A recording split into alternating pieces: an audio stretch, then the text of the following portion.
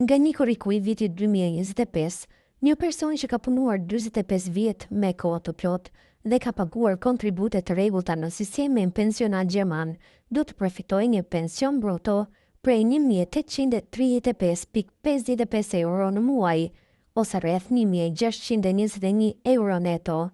Ky ndryshim vjen si rezultat i rritjes së vlerës së një pike pensioni në 40.79 euro, çka përfaqëson një përmirësim të ndjeshëm në nivelin e përfitimeve për ata që kanë një karrierë të plotë sigurime shoqërore.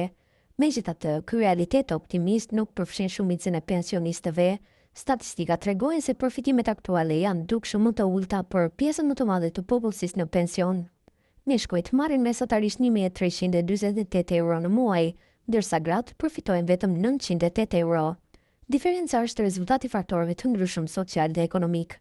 Punësimi me kohë të pjesshme, ndërprerjet në karrierë për shkak të rritjes së fëmijëve apo kujdesit për anëtarët e familjes, si dhe pagat më të ulta që gratë kanë marrë përgjatë jetës së tyre të punës.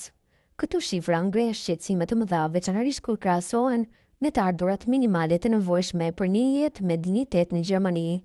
Sipas ekspertëve, pensioni duhet të jetë midis 1.464 dhe 2.100 euro në muaj, në varësi të rajonit dhe kostove të jetesës. Kjo do të thotë se shumë pensionist, edhe pse pas dekadash të tëra pune dhe kontributesh nuk arrin të mbulojnë nevojat bazë për ushqim, strehim dhe shëndetësi. Në këtë kontekst, një në 7 të moshuar ndodhet nën kufirën e varfërisë. Ky është një realitet rrëmditës në një nga ekonomitë më të mëdha të Europës. Shoqatat sociale paralajmërojnë se kjo situatë do të përkeqësohet nëse nuk ndërmerren reforma të thella në sistemin e pensioneve. Rritja e jetëgjatësisë, mungesa e punonjësve të rinj kontribues dhe tendencat e punës fleksible kanë sigurime të plota janë faktorët që do të vënë presionin në skemat ekzistuese.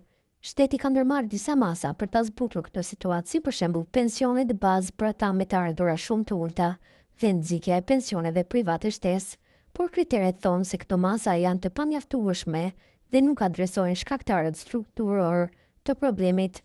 Ata kërkojnë një rishikim të thellë të sistemit, përfshirë barazinë gjinore dhe pagat dhe kontributet, rritjen e transparencës dhe mbështetjen më të madhe për familjet dhe punonjësit me të ardhurat të ulta. Për shumë qytetarë gjerman, veçanërisht ata që kanë kaluar një jetë të tërë në punë të ndershme, sfida për të përballuar jetesën pas pensionit mbetet reale. Pa ndryshime thelbësore, pensioni që dikur simbolizonte një fazë qetësie dhe sigurie, po kthehet gjithnjëherë më shumë në një kohë pa siguri dhe ankthi ekonomik.